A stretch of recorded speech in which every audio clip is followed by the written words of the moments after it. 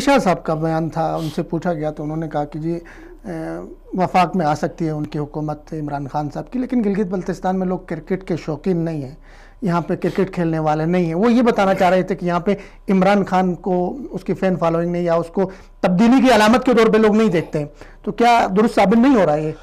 اس سے میں بالکل اتفاق نہیں کرتا، کیونکہ مہدی شاہ صاحب تو الیکشن سے پہلے یہ کہتے رہے ہیں، لیکن تبدیلی انشاءاللہ گلگت بلتستان کو ہمالیہ ہندوکش اور قراقرم سے ٹکرائے گی، اور یہ جو دو پارٹیوں کا جو مکاؤ والا سسٹم تھا، اس کا اللہ اس کو دفنا کے رکھیں گے۔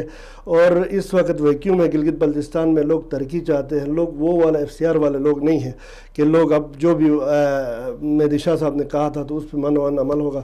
انشاءاللہ تبدیلی آئے گی۔ وفاق میں PTI کی حکومت ہے، گلگت بلتستان میں بھی PTI کی حکومت ہوگی۔ اچھا، تبدیلی کیسے آئے گی؟ ابھی آپ کے پاس جو شامل ہو رہے ہیں راجے مہاراجے، وہی لوگ شامل ہو رہے ہیں، پرانے چہرے ہیں، وہی مطلب جو مختلف پارٹیوں میں رہے ہیں، تو کیسے گلگت بلتستان میں تبدیلی آپ ان کو لے کر لائیں گے؟ میں یہ کر رہا ہوں نا کہ ہمیشہ عمران خان کہتا ہے کہ جی لیڈرشپ پہ ڈیپینڈ کرتا ہے۔ ایز اے ہول ہمارا پارٹی کا لیڈر عمران خان ہے، اس کی ویژن کو لوگ سپورٹ کرتے ہیں، اس کی مینیفیسٹو کو سپورٹ کرتے ہیں، اور اب گلگت بلتستان میں کوئی بندہ آ کے جو شامل ہونے دو، شامل ہونے کے بعد دیکھیں گے جب الیکشن کے قریب بورڈ بنے گا، بورڈ ان لوگوں کو دے گا جن کی قربانیاں ہیں، جن کا کریکٹر اچھا ہے، جو صرف مفاد کے لیے آئے ان کو ٹکٹ نہیں ملے گا۔